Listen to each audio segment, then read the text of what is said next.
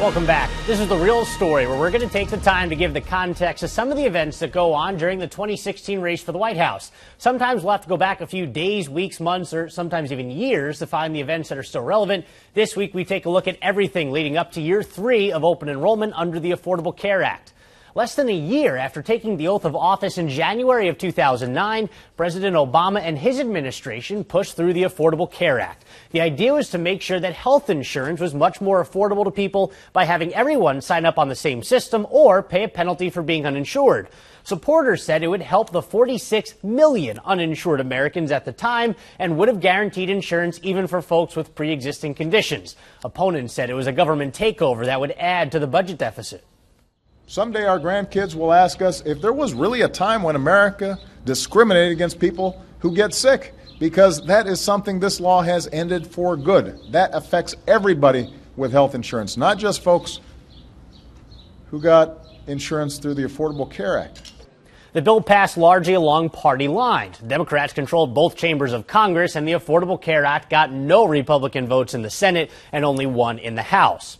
Almost 4 years later, October 1st of 2013 was the first day of open enrollment when Americans could try to sign up for their insurance plans on that marketplace that the law created.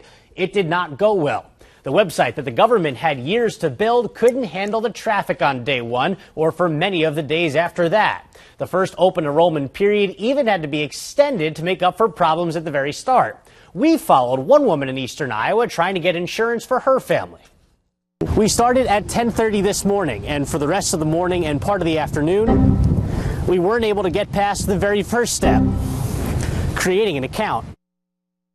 When it was all said and done, about 8 million people were enrolled that first year. Still, Catherine Sebelius, the Secretary of Health and Human Services, that's the department that was in charge of the rollout, had to resign. Year 2 saw increased penalties to create an increased need for people to sign up for coverage. But a Henry Kaiser Family Foundation study found that when the 2015 open enrollment period was about to begin, 9 of every 10 uninsured Americans didn't know about open enrollment. And 2/3 of the uninsured Americans said they knew little or next to nothing about the entire marketplace system itself. What people did know about the Affordable Care Act, they generally didn't like.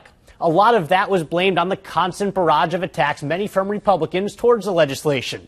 They talked about how it added to the budget deficit and how many people that were promised they'd be able to keep their doctors if they liked them, only to be forced to see different doctors that fit with their new health care plans. The law even ended up in front of the Supreme Court on a challenge that could have severely limited the program's subsidies that make insurance affordable for many Americans, and it would have been a major blow to the law. Opponents, and rather the court, ruled that the subsidies should be available to all Americans. They were afraid of the impact that it would have on the bill, but it is not the court's job to determine what the impact might be.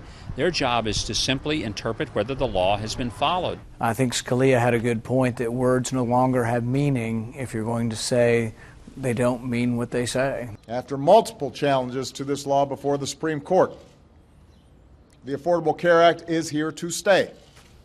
Now we are in year 3 of the Affordable Care Act, and people are signing up, and they are seeing higher premiums. How bad the increase is depends on the state they live in. Some of it will be offset by subsidies, but the penalty for not being covered is also increasing again.